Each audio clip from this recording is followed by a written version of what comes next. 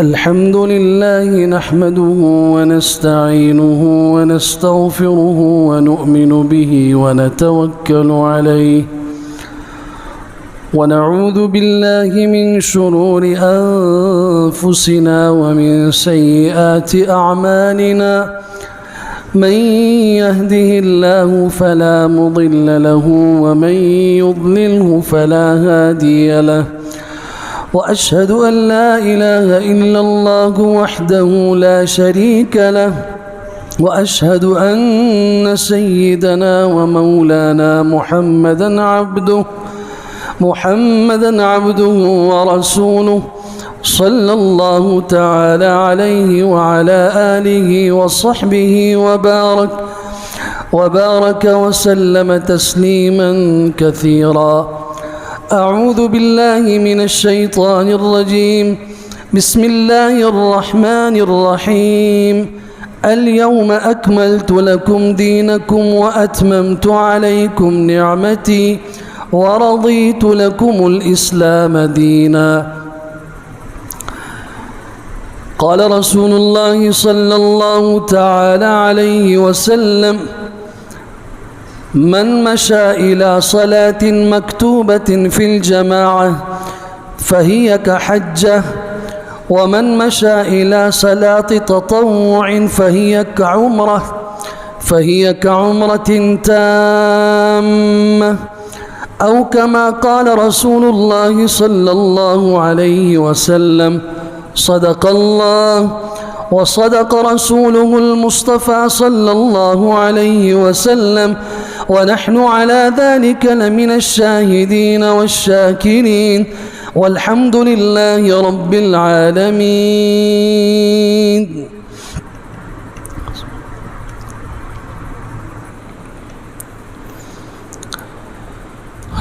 عزیزان محترم،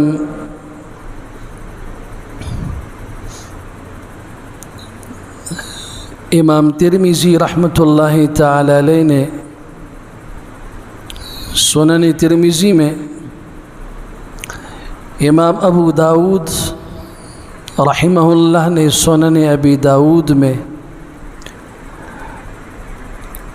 امام نسائی رحمہ اللہ نے سنن نسائی میں، اور امام ابن ماجہ رحمۃ اللہ تعالی علیہ نے سنن ابن ماجہ میں رسول اللہ صلی اللہ علیہ وسلم کا ایک فرمان مبارک ذکر کیا ہے۔ آپ علیہ السلام نے فرمایا، ذی الحجہ کے ابتدائی 10 دن جن میں یوم عرفہ 9 ذی الحج، یوم النحر 10 ذی الحج، اور ایام تشریق 9، 10، 11، 12، آپ علیہ السلام نے فرمایا کہ یہ ایام اہل اسلام کے لیے خوشی کے ایام ہیں، اور اللہ تعالیٰ نے یہ ہمارے لیے کھانے اور پینے کے ایام بنائے ہیں۔ سیدہ عائشہ صدیقہ رضی اللہ تعالی عنہا رسول اکرم صلی اللہ علیہ وسلم کا یہ فرمان نقل کرتی ہیں۔ آپ نے فرمایا، اللہ تبارک و تعالی عرفے کے دن اپنے بندوں کو جہنم سے جس قدر خلاص اور آزاد فرماتے ہیں، اتنا کسی اور وقت میں نہیں آزاد فرماتے۔ یہاں تک کہ جب میدان عرفات میں کھلے آسمان کے نیچے احرام کی 2 چادروں میں حاجی بیٹھ کے دعائیں کر رہے ہوتے ہیں، اللہ تبارک و تعالی فرشتوں کے سامنے فخر فرماتے ہیں کہ میرے یہ بندے کیا چاہتے ہیں۔ سیدنا عبداللہ ابن عمر رضی اللہ تعالیٰ عنہ کی روایت میں تھوڑے الفاظ اور اضافی ہیں کہ میدان عرفات میں حاجیوں پہ اللہ فخر فرماتا ہے، فرشتوں سے اللہ فرماتے ہیں دیکھو میرے یہ بندے دنیا کے کونے کونے سے گرد و غبار میں اٹے ہوئے، غبار آلود، یہ بیٹھ کے کیا مانگ رہے ہیں مجھ سے۔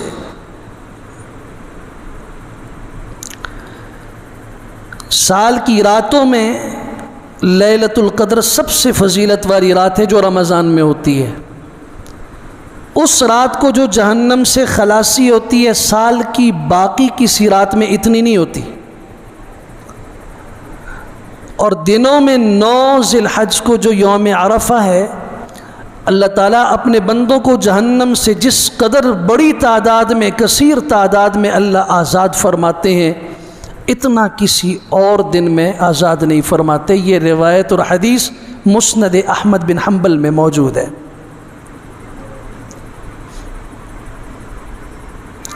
حضرت عمر رضی اللہ تعالیٰ عنہ سے ایک یہودی نے کہا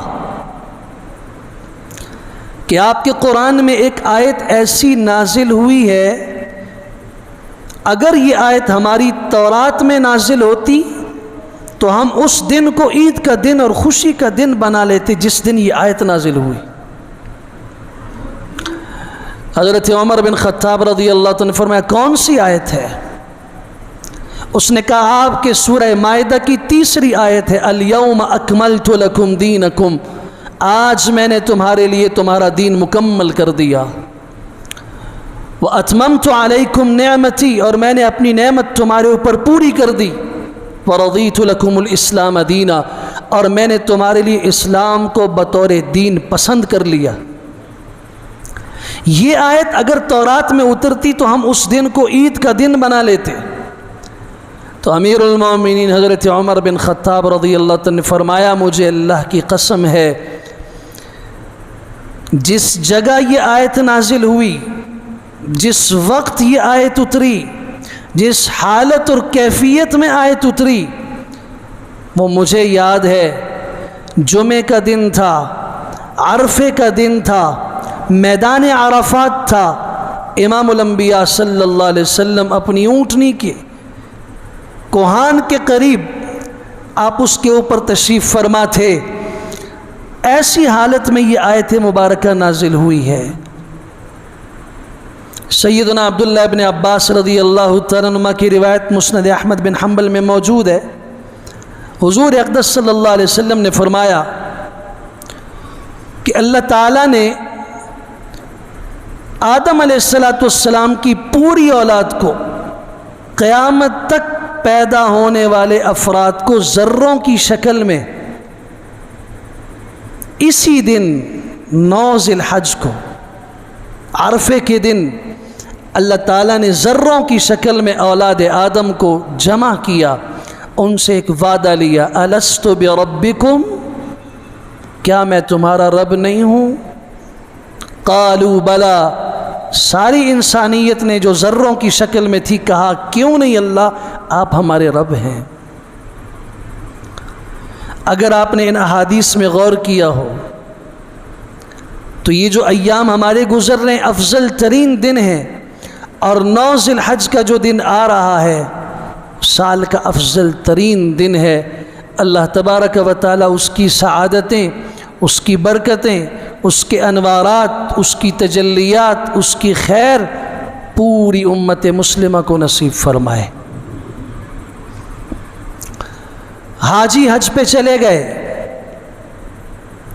کچھ جا رہے ہیں ایک آدھ دن میں، بالکل آخری پروازیں ہیں پوری دنیا سے۔ ایک غریب مسلمان کے دل میں کبھی تمنا جاگتی ہے، کبھی اس کے دل میں یہ خیال پیدا ہوتا ہے کاش کہ اے اللہ مجھے بھی آپ یہ سعادت دیتے، مجھے بھی آپ یہ استطاعت عطا فرماتے، میرے پاس بھی مال کی وسعت ہوتی کہ میں حج پہ جا سکتا۔ یہ تمنا ہر مسلمان کے دل میں ہونی بھی چاہیے۔ اے اللہ کاش ایسی وسعت میرے پاس بھی ہوتی، میں بھی آپ کے حبیب صلی اللہ علیہ وسلم کے شہر مدینہ دیکھتا،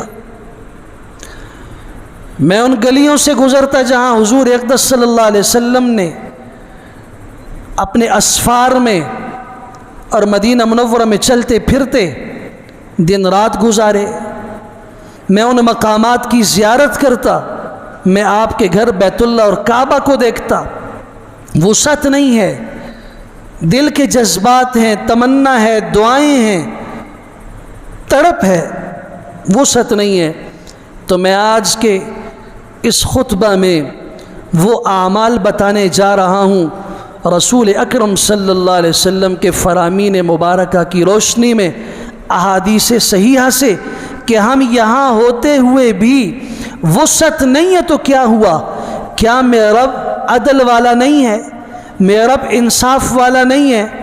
ہمارا رب ہماری وسعتوں کو اور ہماری تنگیوں کو، فراخیوں کو، کشادگیوں کو دیکھنے اور جاننے والا نہیں ہے؟ وہ کبھی بھی ظلم نہیں کرتا۔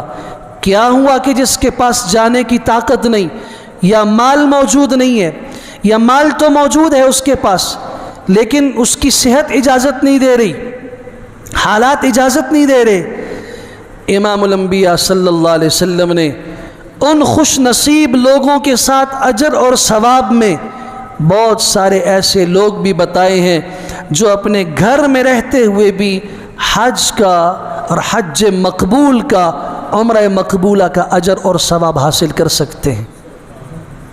اللہ تعالی ہمیں ان ارشادات کو اپنے عمل میں لانے کی توفیق عطا فرمائے۔ سب سے پہلا آدمی جو حج پہ جا نہیں سکتا، سفر اس نے نہیں کیا، مگر اپنے گھر میں رہتے ہوئے وہ اپنے بستر پہ بیٹھ کے، اپنے گھر میں بیٹھ کے وہ حج کا اجر حاصل کر سکتا ہے۔ یہ کون سا آدمی ہے جس کے دل میں خواہش ہے حج کرنے کی؟ کم سے کم درجہ ہے نا، خواہش تو ہونی چاہیے، ارادہ ہے، وہ اللہ سے مانگ رہا ہے کہ اللہ مجھے وسعت دے۔ اس ارادے اور دل کی تڑپ اور چاہت پر گھر میں رہتے ہوئے بھی اللہ اسے حاجی کے حج کا اجر اور ثواب عطا فرماتے ہیں۔ اور یہ کہیں دائیں بائیں کی روایت نہیں ہے، سنن ترمذی کی حدیث ہے۔ حضرت ابو کبشہ انماری رضی اللہ عنہ اس کے راوی ہیں، رسول اکرم صلی اللہ علیہ وسلم نے فرمایا انما الدنیا لاربعۃ نفر، دنیا 4 لوگوں کی ہے، اس دنیا میں 4 قسم کے لوگ رہتے ہیں۔ اور آپ غور کیجئے، کائنات کا کوئی بھی فرد ہے، انہی 4 میں سے کوئی نہ کوئی ایک ہوگا، 5ویں قسم ہو ہی نہیں سکتی۔ انما الدنیا لاربعۃ نفر، رجل، پہلا آدمی وہ ہے رزقہ اللہ مالا وعلما، جسے اللہ نے مال بھی دیا، علم بھی دیا، فہو یتقی فیہ ربہ، وہ اس مال اور علم کے معاملے میں اپنے رب سے ڈر رہا ہے، ویصل رحمہ، صلہ رحمی کرتا ہے، جوڑ پیدا کرتا ہے، اپنے رشتہ داروں کے ساتھ تعلقات کو توڑتا نہیں ہے، جوڑتا ہے، وَيَعْلَمُ لِلَّهِ فِي حَقًّا، اللہ تعالیٰ کا حق بھی جانتا ہے کہ مال میں اللہ نے کیا حق رکھا ہے میرے اوپر، علم کا میرے اوپر اللہ نے کیا حق رکھا ہے، فَهُوَ بِأَفْضَلِ الْمَنَازِلِ، یہ خوش نصیب آدمی دنیا کا سب سے بلند ترین مرتبہ پانے والا آدمی ہے۔ سمجھ رہے ہیں آپ؟ اللہ نے علم بھی دیا، مال بھی دیا، اللہ سے ڈرتا بھی ہے، صلہ رحمی بھی کرتا ہے، اور اس کے اللہ کا حق بھی جانتا ہے اور دیتا ہے۔ فَهُوَ بِأَفْضَلِ الْمَنَازِلِ، یہ روئے زمین پہ رہنے والے انسانوں میں سب سے افضل ترین مقام اور مرتبے کا آدمی ہے۔ دوسرا شخص رجل رزقہ اللہ علما، اللہ نے صرف علم دیا، مال نہیں ہے اس کے پاس، صرف علم ہے، مال نہیں ہے، لیکن وہ نیت یہ رکھ رہا ہے، اے اللہ کاش مجھے بھی تو فلاں آدمی کی طرح مال دیتا تو میں بھی ایسا کرتا جیسے اس نے کیا، مسجد بنائی میں بھی بناتا، مدرسہ بنایا میں بھی بناتا، فقراء، یتیم، بیوہ، مساکین کی کفالت کی میں بھی کرتا، حج پہ گیا، عمرے پہ گیا میں بھی جاتا۔ اس نے کنویں کھدوائے، راستے کشادہ کیے، لوگوں کے لیے سہولیات پیدا کی، آپ کو راضی کرنے کے لیے اپنا مال خرچ کیا۔ کاش اللہ میں بھی ایسا ہوتا، میں بھی یوں کرتا۔ رسول اکرم صلی اللہ علیہ وسلم نے فرمایا اس آدمی کی نیت پر اللہ تعالیٰ اسے پہلے آدمی کے برابر اجر عطا فرماتے ہیں۔ صرف علم ہے، مال نہیں ہے، لیکن ارادہ اتنا خوبصورت رکھا۔ ہمارے ہاں تو ارادوں میں بھی تنگی ہے، ہم تو یہ پہلے سے اپنی اولاد کو بھی یہ بتاتے ہیں کبھی بھی ایسا نہیں کرنا۔ فلاں آدمی اس کے مکان کے پاس تھوڑی سی جگہ ہے جو میری ہے، میرے کسی کام کی نہیں ہے، اس کا اس سے بہت بڑا کام ہو سکتا ہے، اس کے گھر کی تنگی دور ہو سکتی ہے، وہ پیسے دے کے بھی لینے کے لیے تیار ہے۔ میں آپ کے معاشرے سے سوال کرنا چاہتا ہوں، کیا ہم اس کی اس مجبوری میں اور اپنی اس فراخی میں جو ہماری ضرورت سے بھی بڑھ کے ہے ہم دینے کے لیے تیار ہیں؟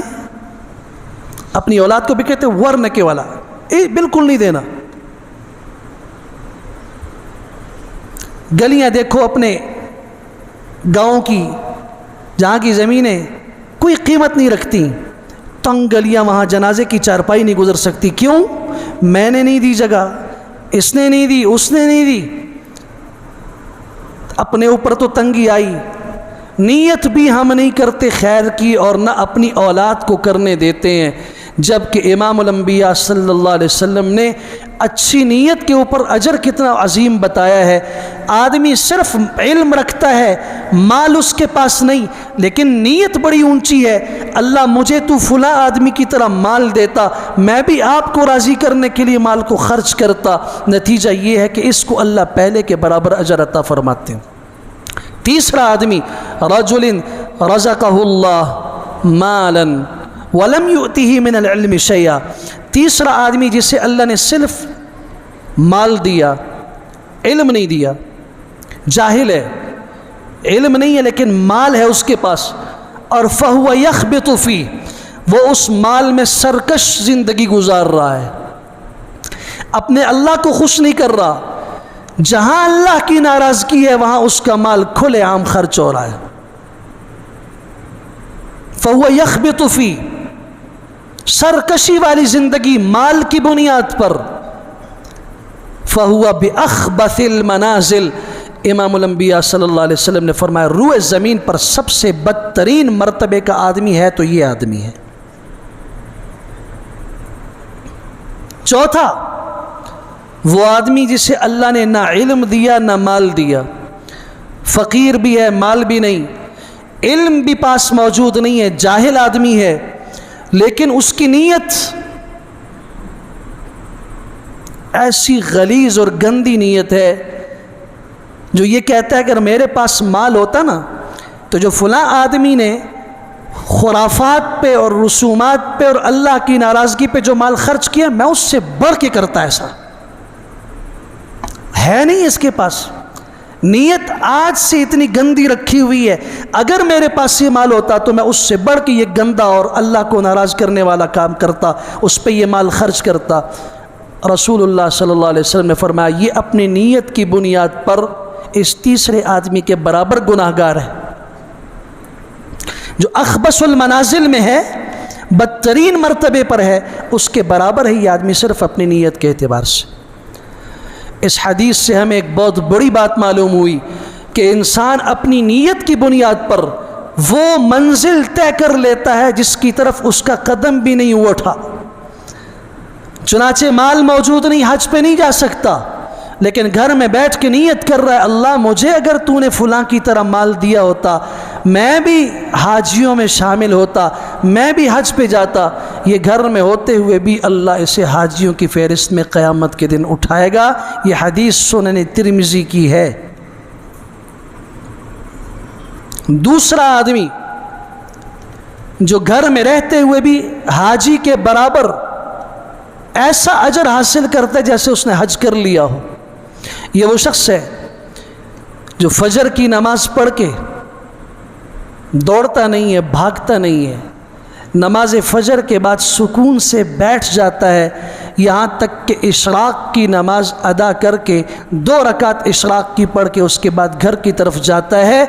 امام الانبیاء صلی اللہ علیہ وسلم نے فرمایا من صلی الفجر فی جماعت ثم قعد حتی تطلع الشمس ثم صلی رکعتین، ایک آدمی نماز فجر پڑھنے کے بعد بیٹھا رہتا ہے یہاں تک کہ سورج طلوع ہو جائے، اشراق کے وقت 2 رکعتیں پڑھتا ہے، اس کے بعد گھر کی طرف جاتا ہے، آپ علیہ السلام نے فرمایا یہ ایسا ہے جیسے اس نے حج کر لیا ہو۔ مجھے بتائیے ہم میں سے کون سا آدمی ہے جو اس کی استطاعت نہیں رکھتا؟ پہلے تو اکثریت وہ ہے جو فجر میں آتی ہی نہیں ہے، اور جو بیچارہ آ گیا سلام پھرتے ہی نہ کوئی تسبیحات نہ کوئی اذکار، فوراً نکل جاتا ہے، پھر کہتا ہے جی اللہ تعالیٰ نے مجھے حج کی نہیں دی، اللہ مجھے بھی دیتا۔ آپ کو اللہ نے دی ہے، استطاعت دی ہے، جو آپ کے پاس استطاعت ہے اس پہ آپ چلو، اللہ آپ کو گھر میں بیٹھے ہوئے حاجی کے برابر اجر دے رہا ہے۔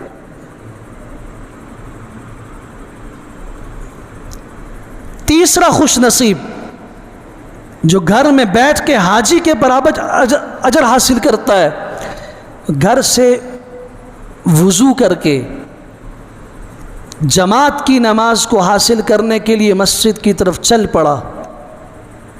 ہم میں سے ہر آدمی آیا ہے، شرط یہ ہے کہ گھر سے وضو کر کے اس کے بعد یہ چلے مسجد کی طرف، اور نیت ہو جماعت کی نماز ادا کرنے کی، الگ نہیں۔ بہت سارے ہمارے قریب کے لوگ ایسے ہوتے ہیں کہتے ہیں مسجد میں پڑھ تو لیں گے لیکن جماعت کا اہتمام نہیں، بعد میں آ کے اکیلے پڑھ لیں گے، کوئی مسئلہ نہیں، اسے یہ اجر نہیں ہے۔ اجر اسے ہے من مشى الى صلاۃ مکتوبہ، اس نے گھر کے اندر اچھے طریقے سے وضو کیا، اس کے بعد وہ فرض نماز کی ادائیگی کے لیے مسجد کی طرف چلا، رسول اکرم صلی اللہ علیہ وسلم نے فرمایا کان کمن حج حجا تاما، یہ ایسا ہے جیسے ایک آدمی نے پورا مکمل ایسا حج کیا ہو جو حج بھی تام ہو، اس میں کسی قسم کا نقص بھی نہ وارد ہوا ہو، کوئی خرابی بھی نہ آئی ہو۔ وَمَن مَشَىٰ إِلَىٰ صَلَاةِ تَطَوُّعٍ، گھر سے وضو کیا، یہ نیت کی کہ جماعت تو حاصل کرنی ہے، جماعت کے ساتھ تو نماز پڑھنی ہے، اس کے بعد نفل بھی پڑھنے ہیں۔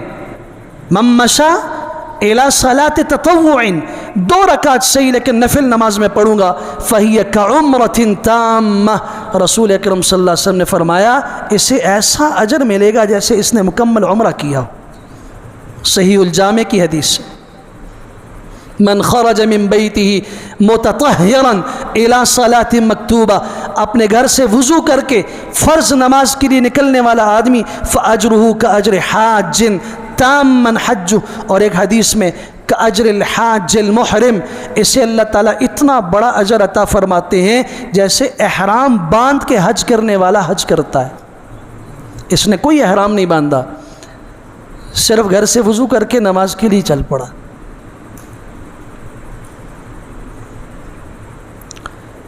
چوتھا خوش نصیب جو گھر میں رہتے ہوئے حج کا اجر حاصل کرتا ہے، گھر سے چلا مسجد کی طرف کہ نماز تو پڑھنی ہی پڑھنی ہے، اس کے بعد میں بیٹھوں گا علمی مجلس میں، وہاں جو علم کی اور مسائل کی یا قرآن کی کوئی مجلس ہوئی اس میں شریک ہوں گا، تو امام الانبیاء صلی اللہ علیہ وسلم نے اسے بشارت سنائی، من غدا الى المسجد او راح لا يريد الا ان يعلم او يتعلم، ایک آدمی صبح کو یا شام کو مسجد صرف اس نیت سے جا رہا ہے کہ وہ وہاں جا کے کوئی دین کا مسئلہ سیکھے گا، اور اگر اسے معلوم ہے تو سکھائے گا، امام سے لے کے مقتدی تک اسے سیکھنے کا جذبہ اور امام کو سکھانے کا جذبہ ہو، تو یہ جب دونوں مسجد کی طرف چل کے آتے ہیں، آپ علیہ السلام نے فرمایا کان کمن حج حجا تاما، اسے ایسے اجر ملتا ہے جیسے اس نے مکمل حج ادا کر دیا ہو۔ صحیح الترغیب کی روایت ہے۔ کتنے لوگ ہیں ہمارے جو گھر سے کبھی اس نیت سے بھی چلے ہوں کہ وہاں اگر علم کی مجلس ہوگی، قرآن کا درس ہوگا، مسائل کا درس ہوگا تو میں اس میں شریک ہوں گا، اور اگر نہیں ہے تو اس نے یہ جذبہ رکھا ہو کہ میں اپنے امام صاحب سے کہوں گا مجھے یہ فضیلت صرف حاصل ہو جائے، ایک ہی مسئلہ میں پوچھ لوں گا۔ سلام کیا، نماز پڑھی، حضرت ایک مسئلہ بتا دیجئے، میں اس نیت سے آیا ہوں کہ جماعت کے بعد آپ سے یہ مسئلہ پوچھوں گا۔ چھوٹا سا مسئلہ صرف پوچھا، اتنا اجر مل گیا جیسے حج کر کے جا رہا ہے گھر کی طرف۔ لیکن ہمارے ہاں یہ چیزیں موجود نہیں ہیں، نہ ہم احادیث مبارکہ کو جانتے ہیں، نہ دین کو سمجھتے ہیں، اور نہ دین کو سیکھنے کا جذبہ رکھتے ہیں۔ ایک طبقہ تو وہ ہے جو تاجر ہے، اس کے پاس تو فرصت نہیں۔ دوسرا طبقہ وہ ہے جو فارغ ہے، تو فارغ ہوتا ہے، وہ تو سب سے پہلے مسجد سے فارغ ہوتا ہے۔ تیسرا طبقہ وہ ہوتا ہے جو مزدور ہے، وہ تو جی ہم تو اپنے تھکے ہوئے ہیں صبح سے شام تک، تو ہمارے پاس سیکھنے والا کوئی طبقہ نہیں ہے جس کے دل میں یہ شوق ہو۔ بس صرف وہ آدمی رہ گیا جو مسجد میں چلنے سے، اگر بار بار گھر جانے سے عاجز رہ گیا، بوڑھا آدمی ہے بیچارہ، وہ مغرب میں آ گیا تو وہ نہ چاہتے ہوئے بھی جا ہی نہیں سکتا گھر، اس نے عشاء کی نماز پڑھنی ہے پھر گھر جانا ہے، تو وہ کہیں پہ پیچھے جا کے تکیہ لگا کے، مولوی صاحب اگر کوئی درس دے بھی رہے ہیں تو وہ اپنا صرف وہ شام عشاء کے انتظار میں بیٹھا ہے، ساتھ ساتھ چلو یار ٹھیک ہے یہ بھی سن لیا، صحیح ہے نہیں تو نہیں۔ یہ ہے نہیں ہمارے ہاں کا ماحول۔ اور مفتی ہمارے ہاں ایسے ہیں جیسے آدمی کہ تمام احادیث کی کتب انہوں نے یاد کی ہوئی ہیں، اور قرآن تو ان کو ازبر ہے۔ اللہ تبارک و تعالی ہماری اصلاح فرمائے۔ صرف علم کے سیکھنے اور سکھانے کے جذبے سے گھر سے چلنے والا حاجی کے برابر اجر حاصل کر کے واپس لوٹتا ہے۔ پھر اگلا خوش نصیب رسول اکرم صلی اللہ علیہ وسلم نے فرمایا، جس آدمی نے مسجد قباء میں 2 رکعت نماز پڑھی، جو اسلام کی پہلی مسجد ہے، جس کی بنیاد تقوی کے اوپر رکھی گئی ہے، جس نے وہاں 2 رکعت نفل نماز پڑھی، تو رسول اللہ صلی اللہ علیہ وسلم نے فرمایا مکمل حج اور عمرے کا اجر اسے ملتا ہے۔ چلیں جی ہم تو مسجد قباء بھی نہیں جا سکتے۔ ایک عورت اپنے خاوند سے کہتی ہیں کہ حضور اقدس صلی اللہ علیہ وسلم حج پہ جا رہے ہیں، میرے لیے بھی سواری کا انتظام کرو، میں بھی حج کے لیے جانا چاہتی ہوں کہ حضور کی معیت میں اور آپ کے ساتھ حج ہو جائے۔ شوہر کہتا ہے کہ میرے پاس انتظام نہیں ہے، یہ جو آپ کے پاس سواری ہے وہ اونٹ موجود ہے۔ شوہر نے کہا کہ یہ میں نے اللہ کے راستے میں وقف کیا ہوا ہے، یہ اللہ کے راستے میں نے وقف کیا ہوا ہے، اس لیے میں نہیں دے سکتا۔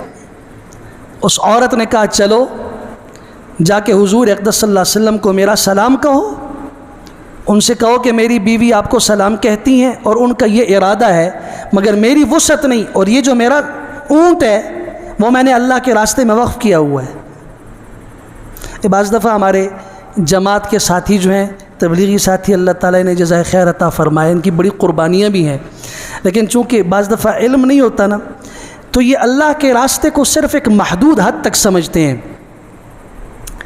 کہ صرف شاید تبلیغ ہی اللہ کا راستہ ہے۔ تو بعض دفعہ یہ اتنے سادے ہوتے ہیں کہ ہم سے بھی پوچھ لیتے ہیں۔ مدرسے کا ایک شیخ الحدیث ہے، 40 سال سے وہ بخاری پڑھا رہا ہے، ان سے پوچھتے ہیں کہ جی تعارف کرایا، یہ دارالحدیث ہے، اتنا بڑا اکوڑا خٹک جامعہ دارالعلوم حقانیہ ہے، اس میں اتنے شعبے ہیں، یہ دارالقرآن ہے، یہ دارالحدیث ہے، یہ دارالتفسیر ہے، یہ دارالمصنفین ہے، فلاں فلاں، یہاں حدیث پڑھائی جاتی ہے، 2000 طالب علم حدیث کا درس روزانہ سیکھتے ہیں، اور حدیث کی ایک کتاب نہیں 9 کتابیں روزانہ پڑھائی جاتی ہیں، 6 سیاہ 6، اس کے علاوہ ان کو موطا امام مالک پڑھائی جاتی ہے، موطا امام محمد۔ یہ تو سب ٹھیک ہی ہے، لیکن دین کا کام کتنا ہو رہا ہے؟ کبھی وہ یہ بھی پوچھ لیتے ہیں سادے کہ اللہ کے راستے میں ان کا وقت کتنا لگا ہوا ہے. تو اللہ کے بندے یہ اللہ کا راستہ نہیں ہے تو کیا ہے؟ یہ سادگی ہے، اس کو ذرا دور بھی کرنا چاہیے. اتنا سادہ بھی نہ بنو. یہ بندہ بھی سادہ تھا. اس سے مجھے یہ بات یاد آئی کہ جو عورت سے کہہ رہا ہے اونٹ تو میرے پاس ہے لیکن میں نے اسے اللہ کے راستے میں وقف کیا ہوا ہے. بیوی نے کہا جا کے حضور صلی اللہ علیہ وسلم سے یہ بات عرض کرو. آ گئے صحابی، میری بیوی آپ سے سلام عرض کرتی ہے اور آپ کے ساتھ حج پہ جانا چاہتی ہے، سواری نہیں، میرے پاس ایک اونٹ ہے لیکن میں نے اسے اللہ کے راستے میں وقف کیا ہے. آپ علیہ السلام نے مسکرا کے فرمایا کہ یہ حج بھی تو اللہ کا راستہ ہے، یہ بھی تو اللہ کا راستہ ہے. جب تم نے اللہ کے لیے وقف کیا تو یہ تو اللہ کے راستے پہ جانا چاہتی. لیکن اگر وسعت نہیں ہے، آپ علیہ السلام نے جو بات فرمائی جو ہمارے کام کی ہے، آپ نے فرمایا جو نہیں کر سکتا میرے ساتھ حج، اگر وہ رمضان المبارک میں عمرہ کرے تو اسے ایسے اجر ملے گا جیسے اس نے میرے ساتھ حج کیا ہو. صرف رمضان المبارک میں عمرہ، اجر کتنا ہے؟ جیسے میرے ساتھ، حضور فرما رہے ہیں جیسے میرے ساتھ اس نے حج کیا ہو. سبحان اللہ. پھر اگلا خوش نصیب حج پہ نہیں جا سکتا لیکن اس کے پڑوس میں، اس کے عزیزوں میں، اس کے رشتہ داروں میں کوئی حج پہ جا رہا ہے، یہ اس کے ساتھ دوڑ دھوپ کر رہا ہے. اس کے گھر والوں کے معاملے میں کہتے ہیں آپ پریشان نہ ہو، میں سودا سلف ہوا جو بھی ہوا ان کا خیال پیچھے میں رکھوں گا. رسول اللہ صلی اللہ علیہ وسلم نے فرمایا یہ حج پہ جانے والا حج پہ جا کے جو اجر حاصل کرے گا، پیچھے جو آدمی اس کے گھر کی خبرگیری کرنے والا ہے، اس کے اہل و عیال کے کام کاج میں ہاتھ بٹانے والا شخص ہے، گھر میں رہتے ہوئے بھی اسے اس کے برابر اجر ملے گا. زید بن خالد الجہنی رضی اللہ عنہ کی یہ روایت ہے، صحیح ابن خزیمہ میں صحیح سند کے ساتھ ہے، من جہز غازیا او جہز حاجا، جس نے مجاہد کو تیار کیا اللہ کے راستے میں جانے کے لیے، حاجی کو تیار کیا، او خلف فی اہلہ، یا اس مجاہد یا حاجی کے گھر کے اندر اس کے پیچھے رہنے والوں کی خبرگیری کی، ان کا خیال رکھا، کان لہ مثل اجورہم، اس کے لیے ایسے اجر ہوگا جیسے ان کو اجر ملتا ہے، مجاہد کو اجر ملتا ہے، جیسے حاجی کو اجر ملتا ہے. اللہ اکبر. یہ بھی نہیں کر سکتے، گھر میں بوڑھے ماں باپ موجود ہیں، ان ماں باپ کو محبت کی نظر سے دیکھ کر مسکرانے والا امام الانبیاء صلی اللہ علیہ وسلم نے فرمایا ایسے اجر پاتا ہے جیسے آدمی حج کر کے آیا ہو.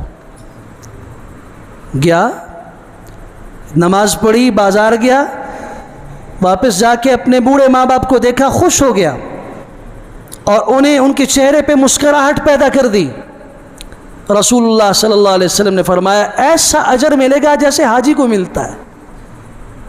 ایک قدم اس سے بڑھ کر آپ نے فرمایا جس نے ماں باپ کے ساتھ حسن سلوک کیا. کبھی کبھار حسن سلوک ایسا بھی ہوتا ہے، اس مجمع میں کئی لوگ ایسے ہوں گے جن کے ماں باپ زندہ نہیں ہیں. ابھی یہ بات سنی تو خیال آیا کاش وہ زندہ ہوتے، مجھے بھی اجر ملتا، میں تو محروم ہو گیا، میں کیا کروں؟ نہیں نہیں نہیں، آپ کا رشتہ تو ختم نہیں ہوا. جو باپ کے ساتھ آپ کا رشتہ تھا، جو ماں کے ساتھ آپ کا رشتہ تھا، وہ ختم تو نہیں ہوا. اگر وہ قبر میں چلے گئے، اللہ کی جوار رحمت کی طرف منتقل ہو گئے، آپ آج بھی ان کی خدمت کر سکتے ہو. ان کے ساتھ حسن سلوک کا معاملہ یہ ہے کہ جو تمہارے ماں باپ کے ساتھ ان کے دوست ہوا کرتے تھے، آج جو ان میں سے حیات ہیں ان کے ساتھ حسن سلوک کرو. جو ماں باپ کے ساتھ کرنے کا ہوتا ہے وہ اجر ملے گا جو اجر ماں باپ کے ساتھ حسن سلوک کا ہے. ابن عمر رضی اللہ عنہ نے دیہاتی کو دیکھا، اترے، مصافحہ کیا اس کے ساتھ اور اپنی پگڑی اتار کر اس کے سر پہ رکھی، اپنی سواری اس کو دی. شاگرد نے پوچھا حضرت یہ دیہاتی سادہ سا آدمی، آپ نے اتنا بڑا معاملہ کیا، خود پیدل ہو گئے، سواری اس کو دے دی، پگڑی اتار کے اس کو دے دی. کبھی اسلامی معاشرے میں پگڑی عزت کی نشانی ہوا کرتی تھی. ہمارے ہاں بھی آج بھی جو بزرگ موجود ہیں وہاں پگڑی اور ٹوپی عزت کی نشانی سمجھی جاتی ہے. کبھی منت اور ترلے کرتے وقت پگڑی اتار کے ان کے پاؤں میں رکھتے ہیں کہ میں نے اپنی عزت آپ کے قدموں میں رکھ دی ہے, صلح کر لیجئے, قاتل کو معاف کر دیجئے, فلاں جرم معاف کر دیجئے. لوگ اس عزت کا خیال رکھتے تھے. آج پگڑی تو نظر ہی نہیں آتی کہیں پہ. مسلم امت کے دل میں اس کا شعور نہیں رہا کہ اس کی حیثیت کیا ہوتی ہے.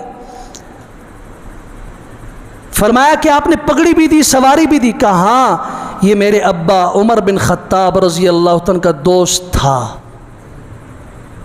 اور وہاں دوستی بھی دین کی بنیاد پہ ہوا کرتی تھی. وہ دوستی کس چیز کی تھی؟ دونوں نے دن تقسیم کیے تھے کہ کام بھی کرنا ہے, گھر کا نظام بھی چلانا ہے.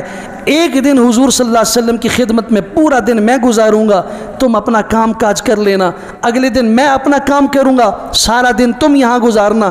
شام کو جمع ہوں گے, جو حضور سے تم نے سارا دن سنا ہے قرآن یا حدیث وہ مجھے پڑھا دینا, جو میں سنوں گا تمہیں پڑھا دوں گا. ہماری دین کا نظام بھی چلے گا, تعلیم بھی ساتھ چلتی رہے گی. حضور صلی اللہ علیہ وسلم کی مجلس کے اجر سے بھی محروم نہیں رہیں گے, حضور کی تربیت بھی ملتی رہے گی, اور گھر کے کام کاج بھی ہوتے رہیں گے. یہ دوست تھا.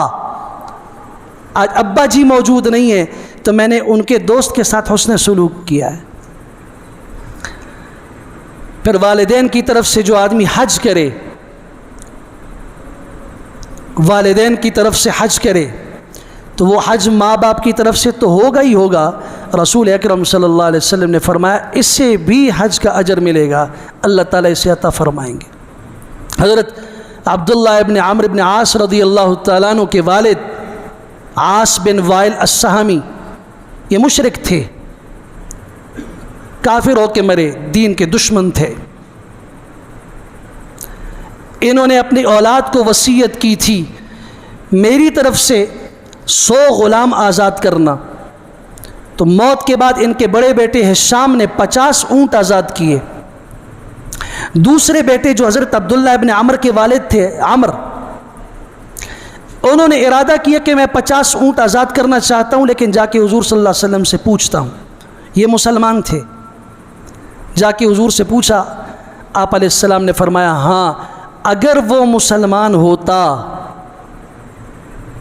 اسلام پہ اس کی موت آئی ہوتی تو اس کے وصیت کے پورا کرنے پر اور یہ غلام آزاد کرنے پر اسے اجر ملتا. لیکن اب مصیبت یہ ہے کہ وہ مسلمان نہیں ہے. ہمیں یہ معلوم ہوا کہ اگر ماں باپ دنیا سے جا رہے ہوں, کب موت آ جائے کسی کو خبر ہے؟ ابھی سے اپنی اولاد کو خیر کی وصیت کرو, وہ کریں نہ کریں کم از کم آپ کو اجر تو ملے نا. اپنی اولاد کو خیر کی وصیت کرو کہ بیٹا ہم نہ ہوں مساجد کا خیال کرنا, میں نہ بھی ہوں لوگوں کو تنگ نہیں کرنا, میں نہ بھی ہوں بیواؤں کا خیال کرنا, یتیموں کا خیال کرنا, یتیم بچیوں کے بیاہ کے موقع پر ان کا سہارا بن جانا. خیر کے کاموں کی وصیت کرو, آج سے کرو اپنی اولاد کو. کبھی بھی زندگی کی شام ہو جائے, موت آ جائے, اولاد میں سے کسی ایک کے دل میں خیر کا ارادہ بھی پیدا ہو گیا, حضور اقدس صلی اللہ علیہ وسلم کا یہ فرمان مبارک سنن ابی داؤد میں موجود ہے. آپ علیہ السلام نے فرمایا اس کا اجر اسے ملے گا. اللہ تعالیٰ ان احادیث مبارکہ پر ہمیں عمل کرنے کی توفیق عنایت فرمائے. وآخر دعوانا الحمدللہ رب العالمین.